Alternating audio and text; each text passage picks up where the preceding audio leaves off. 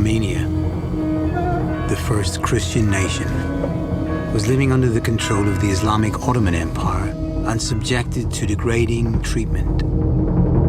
Sultan Abdul Hamid sent Ottoman troops and Kurdish tribesmen to loot, murder, and burn Armenian villages, resulting in massacres across the land.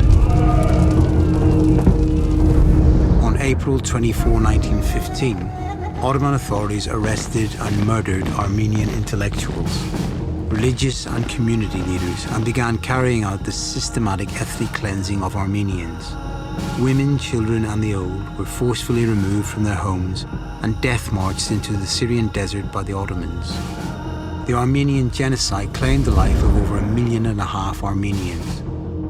As Christian minorities, Greeks and Assyrians were also massacred in great numbers. Those who managed to escape established themselves in various parts of the world, known as the diaspora. After the fall of the Russian Empire and the end of the First World War, Armenia established its first republic in 1918. At the same time, an independent Azerbaijani republic was also declared. On September 20, 1920, Turkish nationalist militants invaded the Republic of Armenia, breaking out into a full-scale war. Simultaneously, the Soviet-backed communist uprising in Armenia caused further instability, and the newly independent republic was unable to continue the fight on both fronts. The 11th Red Army under Lenin's command marched into Armenia to take control, and soon, country by country, the Soviet authority expanded in the region. Armenia and Azerbaijan disputed over the ownership of the mountainous region of Nagorno Karabakh. The Bolsheviks took temporary occupation, and at first it was decided Karabakh would remain as part of Armenia. Shortly after, the new Soviet leader, Joseph Stalin, reversed that decision in 1923 and handed over Nagorno Karabakh to Azerbaijan as an autonomous region under their administrative governance. Even though 94% of its population at the time was ethnic Armenians, Armenia began to enjoy a period of relative security. Life under Soviet rule proved to be more stable compared to the turbulent final years of the Ottoman Empire. In February of 1988, the long dissatisfied ethnic Armenians of Nagorno-Karabakh petitioned to become part of Armenia. Azerbaijan responded by trying to crush the separatists in 1988, leading to a series of massacres and displacements.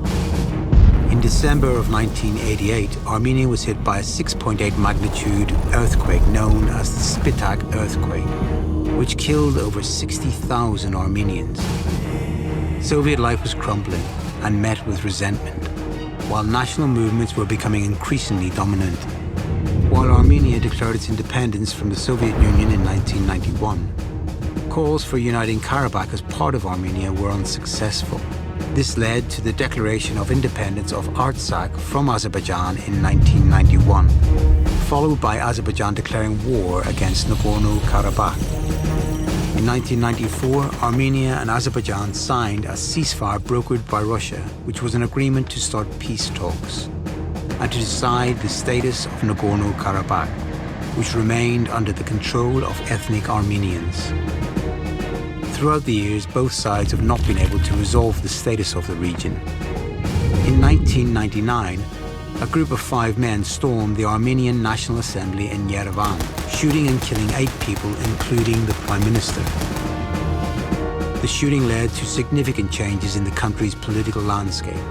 Rumors flourished that the gunmen had been acting on orders to sabotage the Karabakh peace deal. In 2016, the Nagorno-Karabakh conflict, known as the April 4-Day War, started on a line of contact between the two sides. Both sides accused each other of starting it, and after a ceasefire was reached in Moscow, tensions remained high over the region. Many feared the conflict would escalate. Between April to May 2018, massive anti-government protests led by Nikol Pashinyan saw hundreds of thousands take to the streets calling for change. After the resignation of Prime Minister Serge Sargsyan, Pashinyan was elected as Prime Minister, promising to serve the people of Armenia and the Republic of Armenia, and to resolve the status of Artsakh transparently with the agreement of the people. Armenians were hopeful once more for a brighter future, away from the clutches of corruption.